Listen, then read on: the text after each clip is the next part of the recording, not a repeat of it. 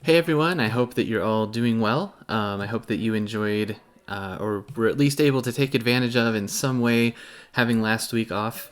Hopefully, it was a helpful thing to get you recharged and kind of back on track for finishing our semester strong.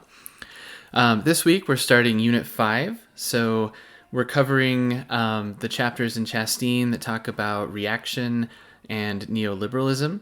And we'll be reading associated excerpts from some primary source documents and secondary source documents, as usual, in the Wood and Alexander reader as well. So what I wanted you to, or what I wanted to point out for this unit is how tightly connected the chapters about revolution, kind of where we ended with Unit 4, and reaction are to one another. So they're kind of two sides of the same coin. We think about the Cold War era in Latin America.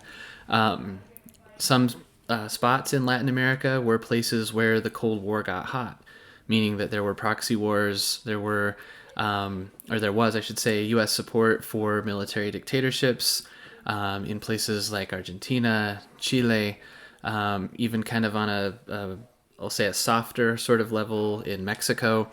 There was a dirty war out in the state of Guerrero as the Mexican presidents who ran what Mario Vargas Llosa called the perfect dictatorship because they had a one-party state. So technically there's democracy, technically there's a president, but the or I should say, for all intents and purposes, it was a dictatorship in Mexico. And so there were some questions about whether or not the revolution had been betrayed by the 1960s, 70s, and 80s, especially after the Tlatelolco massacre in October of 1968, just before the Olympics were to be held in Mexico City. So all that to say, there's a lot going on here as well in terms of civil and human rights being either honored or not. And this week we're looking at that in the context of Cold War developments, reactionary governments, which tended to be authoritarian in Latin America in the 60s and 70s, and the turn economically toward neoliberalism by the 80s. So, as the guiding question kind of points out for this unit, you need to think about the ways that those Cold War developments and those reactions impacted issues of human and civil rights across Latin America. So that's kind of where the crux of the question is. How did all of these developments impact people's ability to have their rights protected?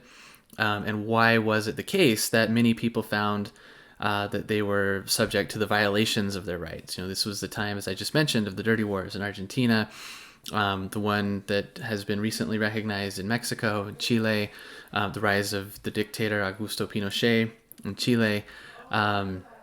We've already talked about a little bit the CIA-backed coup against Jacobo Arbenz in Guatemala. That was kind of where this move toward authoritarian dictatorships kicked off in 1954.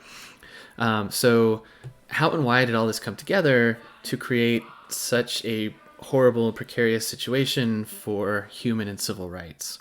And we're going to hopefully, by Unit 6, think about how those things are still in the process of being resolved across Latin America. As I mentioned in an earlier video, don't forget that for Unit 5, you don't need to complete a timeline assignment, but you will complete the assessment assignment for humanities that I've linked to in the unit module here in Brightspace. If you have any questions about that, please let me know. Please do complete that assessment.